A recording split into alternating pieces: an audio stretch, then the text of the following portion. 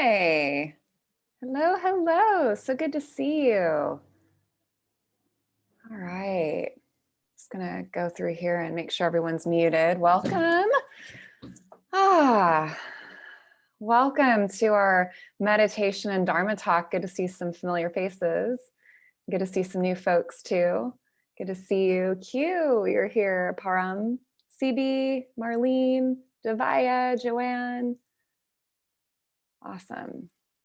All right. So our meditation and Dharma talk this morning is about permission to rest. Permission to rest. Yeah. So there was something about that possibly that you sensed was, something that you need. And it may seem odd that we need permission to rest, but I don't think it's an uncommon experience for us to have that if we're not being productive, if we're not in some way leaning into the future, if we're not earning, if we're not earning our right to be here, that we're sort of living with a background hum of restlessness. Yeah. Or sometimes it's an agitation or, an anxiety. So this is the way that it can show up for us. And we can sense that, you know what, I really, I really just want to be, at peace. I want to be at ease. I want to have a sense of enoughness in my life as it is so that I can really enjoy and savor my life. And this is not the same thing as complacency. And I think sometimes we get confused. We equate rest with wasting time. We may equate rest with complacency or staying stuck or something like that. And actually, rest and restoration, true rest and restoration, which is not the same as sleep, is an opportunity for the nervous system to shift out of fight, flight, freeze, fawn, and into rest and digest. There's a quote that one of my teachers has been sharing often as of late, and it's in the realm of growth and like meditation and spiritual practice. We come for the peace and we stay for the war, which I thought was like, what is come for the peace, stay for the war? The point there being that, whenever we embark on personal growth, whenever we do work on ourselves, whenever we do a deep dive on who we really are and what we're being called forth to become, it can be messy business. Stuff comes up, right? It's not always comfortable. And so there needs to be a level of peace that is foundational to our growth. Otherwise, what can happen is our nervous systems get prickly. We just feel blown out a lot of the time. And it can be overwhelming and honestly, like not much fun.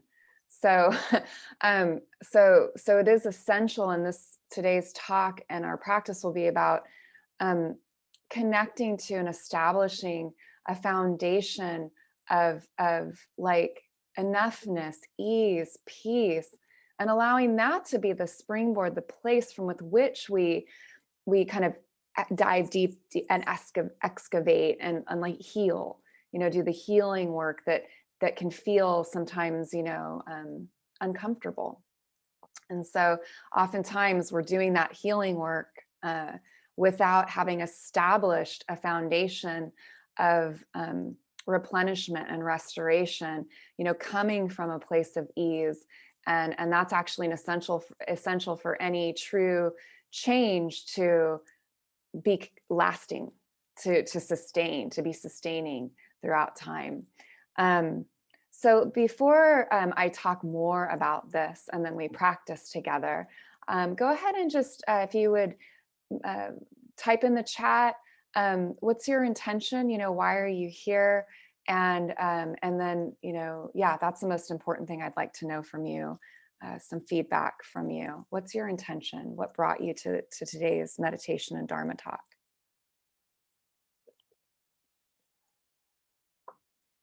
clarity. Thanks, Marlene. Serene equanimity, radical acceptance. Serene equanimity. I like that qualifier on equanimity.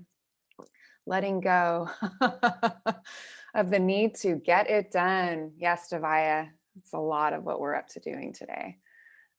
Need release from the thinking. On the journey to better resting, Eleanor, thank you. Just keeping up with my practice this week has been pretty stressful, so it's good to hear this talk. Good. Okay, being okay with relaxation. Yeah, isn't it funny that I mentioned this in the email, just trying to find peace of mind, right? Like it's our birthright and we crave it and we long for it. And it's important that we honor that calling, and we have to notice what's in the way of that. And a lot of us, I know this from talking to you. I know this from sessions that I do with some of you. It's like there's this agenda on the back end to like have something happen, to make it happen, to be, more, do more, get more. And while that desire is really wholesome and natural, I think, just to being human, it has to be based foundationally in a sense of enough as I am.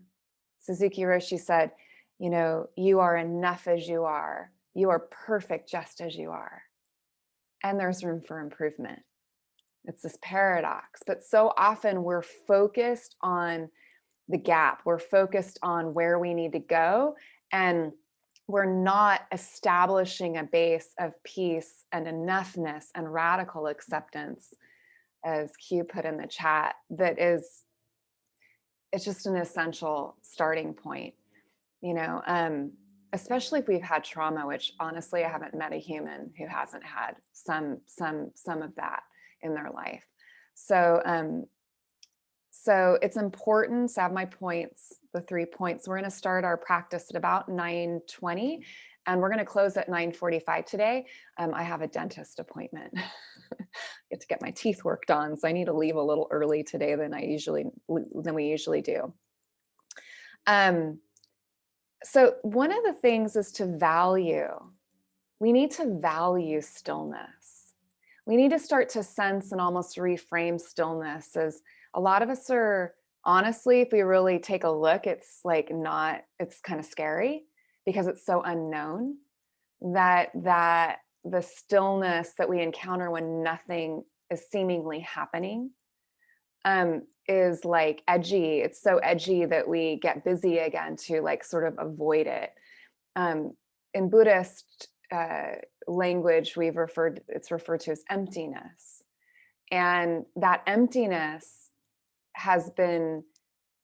we've been running away from it for so long, a lot of us, that it doesn't seem like a safe place to hang out. And so what we want to start to do is approach it for what it is, which is as actually a very safe place to hang out. That what we've maybe come to believe about not much happening is not true. That the only way, for example, that we can be of value or of worth is if we're doing, if we're consuming, or if we're producing.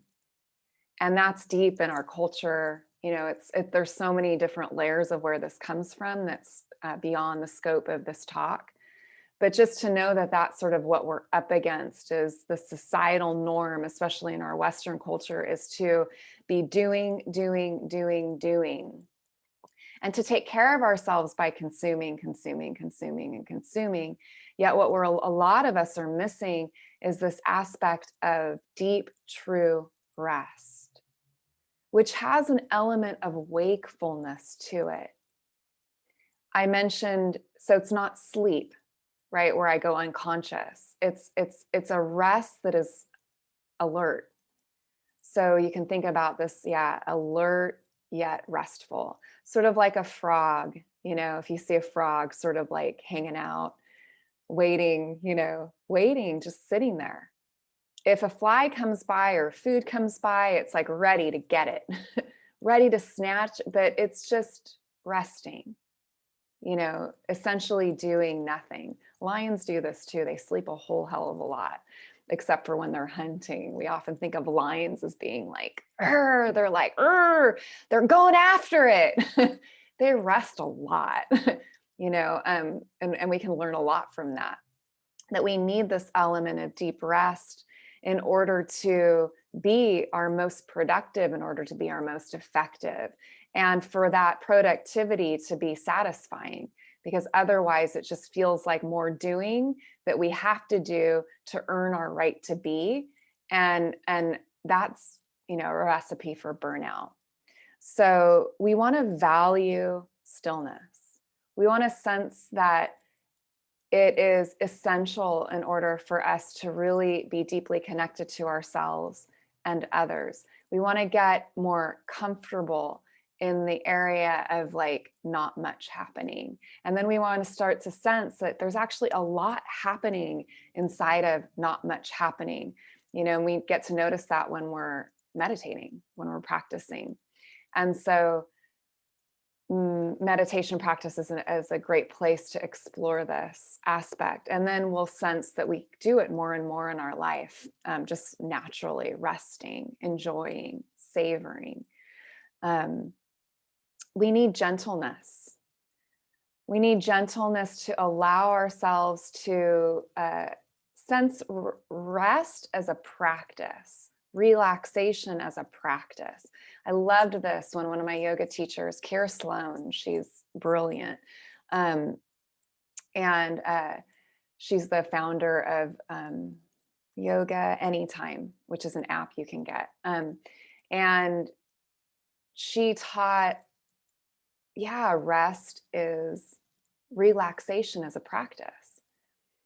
And that was really important for me to hear, because up until that time, I had thought that the challenge that I had with resting was somehow like an indication that there's something wrong with me. Like, it's hard enough when you feel sort of restless a lot, which is, something I've been familiar with, especially in the past, but it still comes up for me now for sure. And to just know, oh, okay, this is a practice. Okay, a lot of people aren't that quote unquote good at this, right? I'll often say if we were better at it, we would see people like savoring and resting everywhere we looked. We'd see people under trees looking up at the sky, right? But we don't see that. And the reason we don't see that is because of all the conditioning that I talked about a little earlier. We're not comfortable with it. We kind of are afraid of it. We tend to like push it away. It's like, if I'm not productive, if I'm not doing something, if I'm not busy thinking things through all the time, because that's an element of rest too, is resting the mind, then, I'm not enough, right? So we're really reframing and starting to rest and starting to value it as an essential piece of our growth practices, whatever form that may take, those may take. The second piece as well is gentleness. When I speak of gentleness, I mean inner friendliness.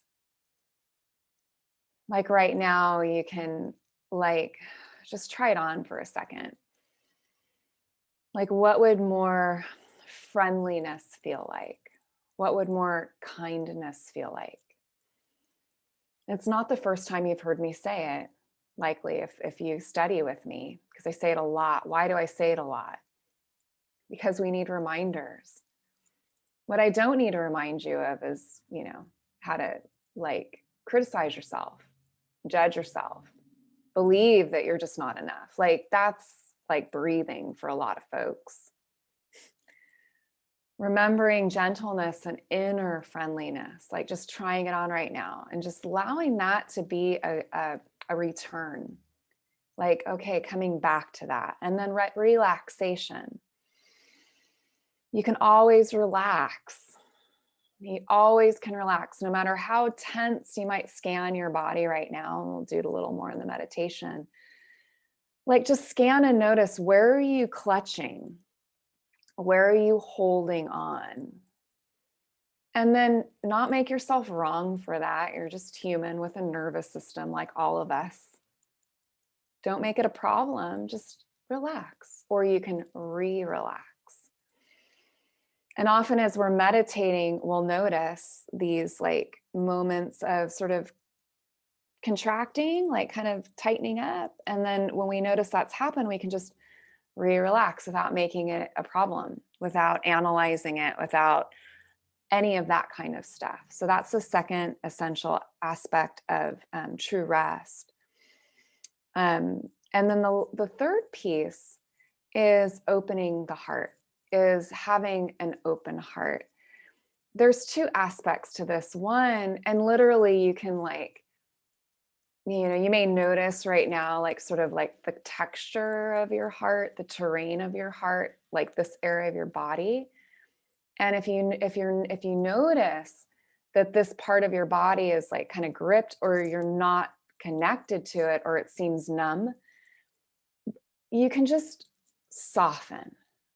Like just try it on right now. You can just soften your heart from the inside out. Yeah. And this is literally the way that we can just open the heart. And we're opening the heart to whatever is arising, whatever is arising. So we may notice, oh, it kind of tightens up and we can relax. Sometimes emotions move through that have the heart sort of have the heart start to shut down, guard, close off. No, I can't feel that.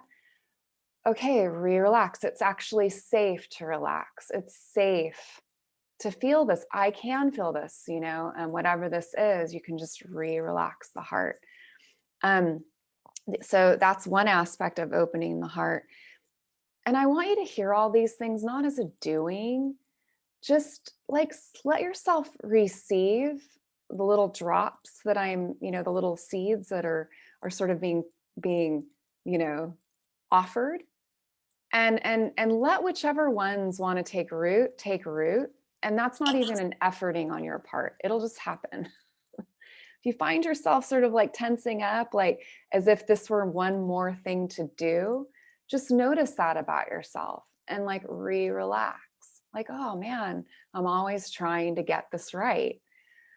That can be useful information, useful feedback about ourselves. And when I notice that about myself, because I can really relate to being like a human doing rather than a human being, compassion, like, oh wow, like I'm like, yeah, this is like the human predicament.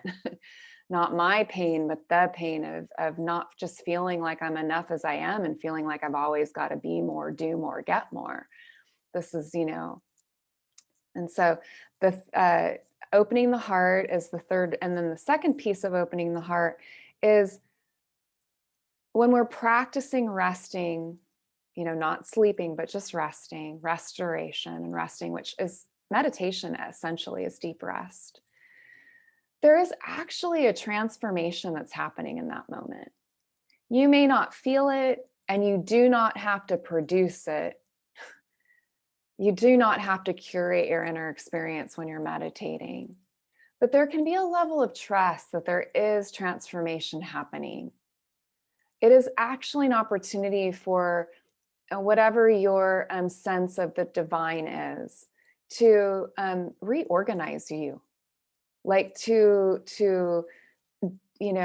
and it's like you don't do that, it's just happening. And to remember that in a way that's not clinging to the belief or anything like that, but just to remember that can help us like to motivate to do something that many of us find challenging, which is simply to rest, and to rest inside of meditation, which is what we're going to practice now. So the first piece I talked about was how important it is to settle the nervous system, to move it from fight, flight, freeze, fawn to rest and digest. How that's the foundational element in any growth that we do. And if we don't have that in place, we may be re-traumatizing our nervous systems. We may be, pushing ourselves to burnout. You've all had this experience where you're sort of locked into that gear of doing, and neglecting the being. We want to start to value stillness and rest as much, if not more, than we value productivity. And that's just like, sort of like, whoa. whoa, we have to be a stand for this in our lives, because the the conventional culture, just there's so much in the way or against this that we actually have to like take a stand for it. And then the three essential aspects: number one, inner friendliness or a gentle tone relationship with yourself. Number two, just simply relaxing from the inside out, rather than life giving us, uh, um, telling us it's okay to relax. We decide it's okay to relax right here and right now. And then number three is opening the heart. We don't have to wait for life to open our hearts. We can actually do it. And then in that place, sense that we are being reorganized by the divine when we are resting. We don't have to do that. It just happens. We can have faith and trust in that. Okay. All right. So let's sit together. Does this make sense? Is this making sense? Okay. Okay. Okay, good. I was like, just awesome. All right. So sitting, get comfortable, right? First part, get comfortable. I like to say,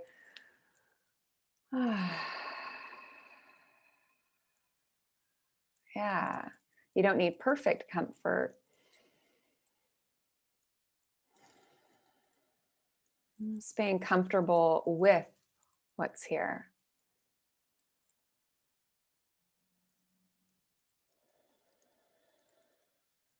It's often helpful to take a few deep breaths. So let's take 3 together, and we'll hold at the top of our inhale. Deep breath in. Hold, sip in a little bit more. And let it go. Good. And again, deep breath in. Hold, sip in a little bit more.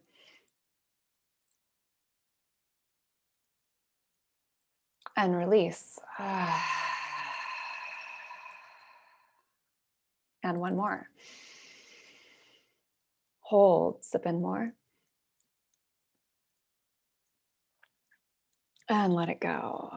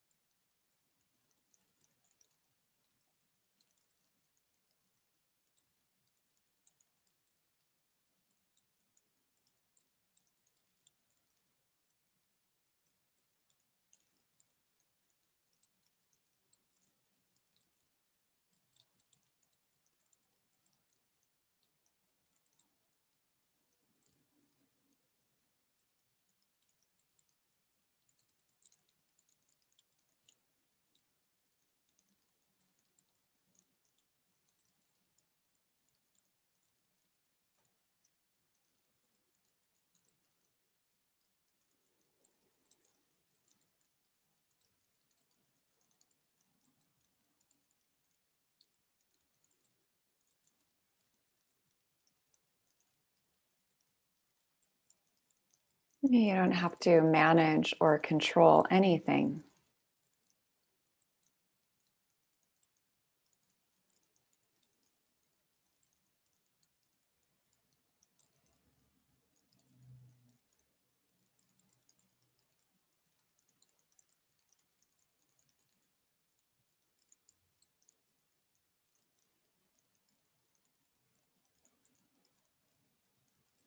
And feel your whole body resting.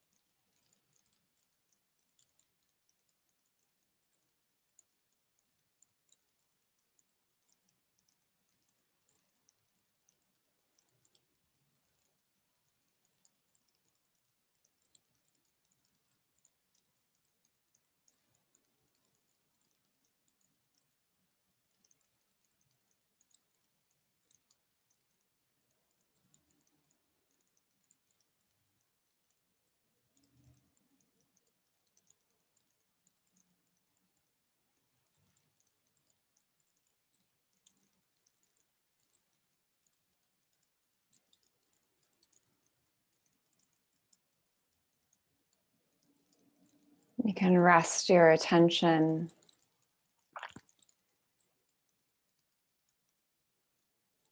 in a relaxed way, just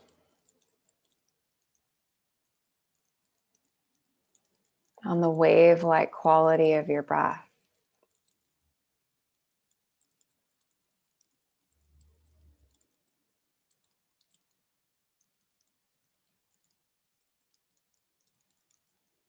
Sensing your body ebbing and flowing.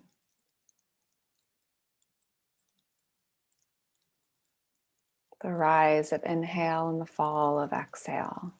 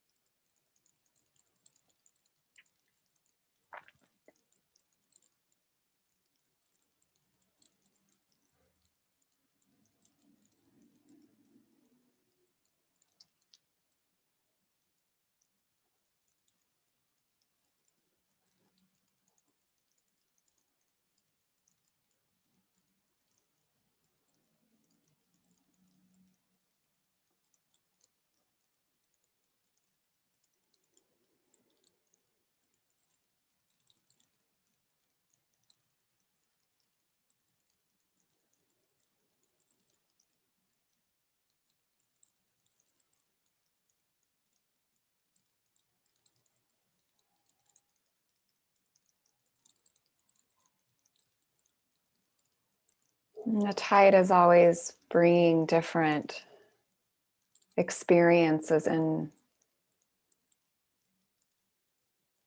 It's like the tide brings in different shells as it comes and goes, or different organisms.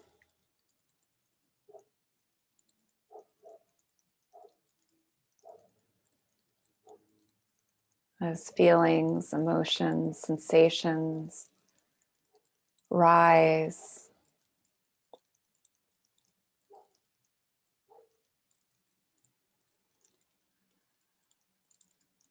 Sense them as held by this rest, inside of this rest.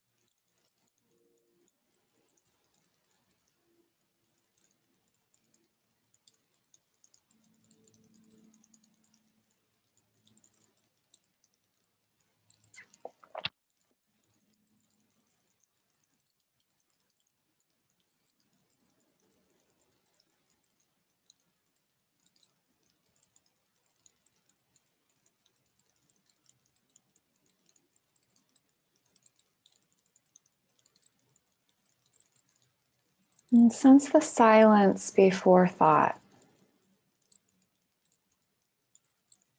Rest there.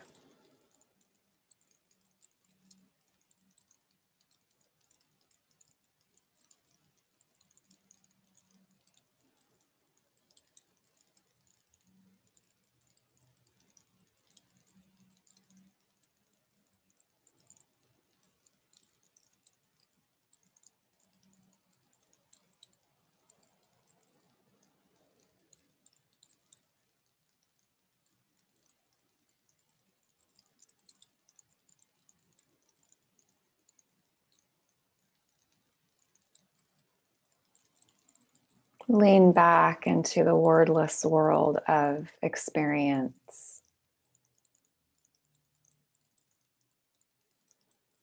Story will still emerge.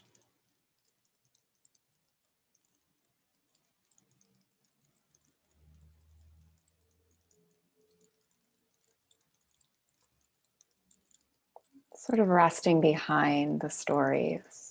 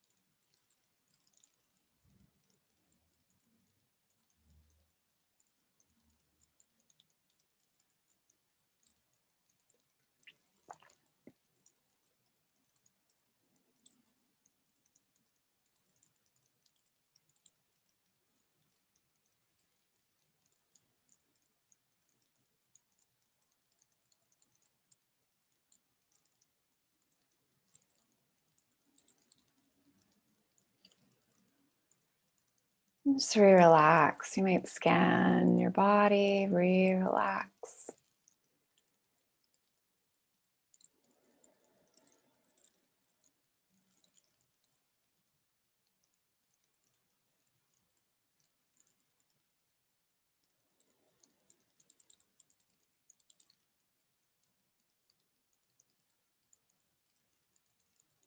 Allowing the heart to be soft, porous.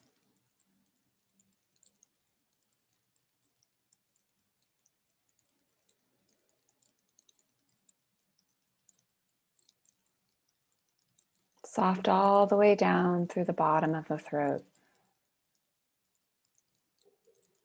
the diaphragm.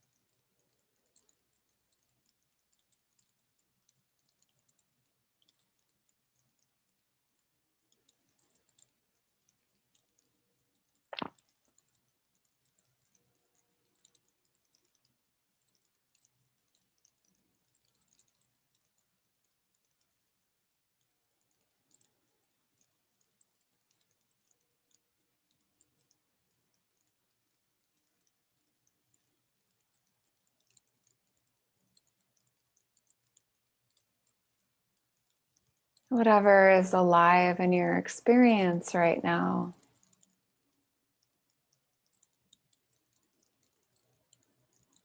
You don't need to clear it or transform it or change it. You don't even need to like it, though you may.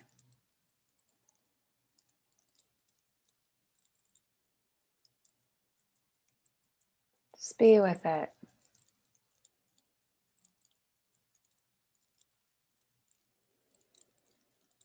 To be with it is enough.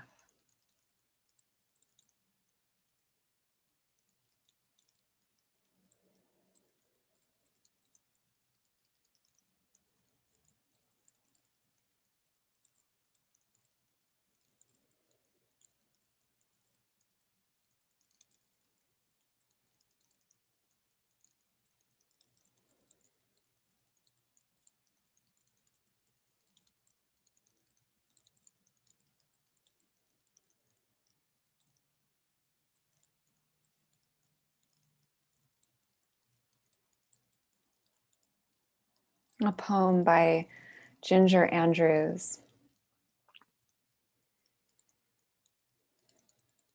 Down on my knees, cleaning out my refrigerator and thinking about writing a religious poem that somehow combines feeling sorry for myself with ordinary praise.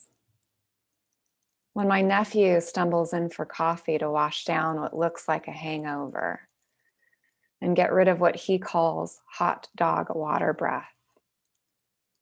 I wasn't going to bake the cake, now cooling on the counter, but I found a dozen eggs tipped sideways in their carton behind a leftover Thanksgiving Jell-O dish. There's something therapeutic about baking a devil's food cake, whipping up that buttercream frosting, knowing your sisters will drop by and say, Lord, yes, they'd love just a little piece.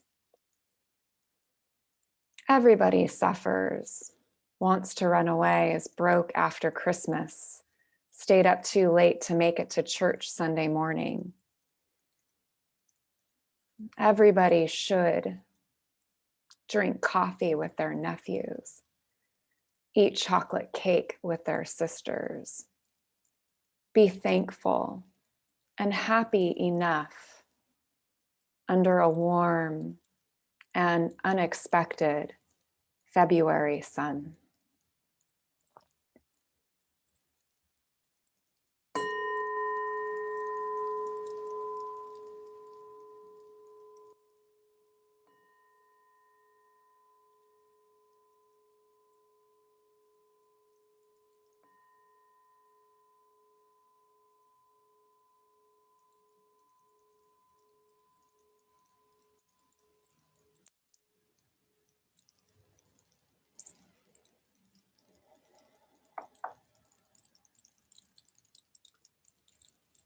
If your eyes are open, you can blink them. If your eyes are closed, you can blink them open. Thank you for sitting with me. Normally we go till 10, but again, I have a dentist appointment, so we're going to close around now. I did just put a link in the chat for Contented and Easily Satisfied meditation retreat happening March 14th. If what we talked about today resonated with you, that retreat will really resonate with you. Why not? Why not? What else you got to do during COVID? I'm co-hosting that with Casey Howe, Inside LA meditation teacher. So please do join us there. It's only $97. Please let me know. Thank you, Param, for that. What's your takeaway? What are you walking or taking with you for the rest of your day from our talk and from our sit?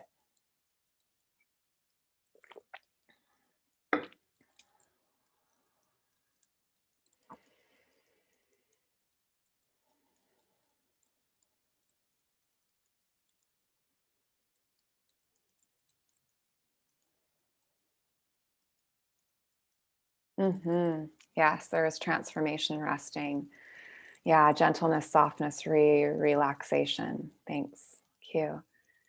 Yeah, thanks, Chaitanya. Have cleared my noisy brain. Openness, Eleanor.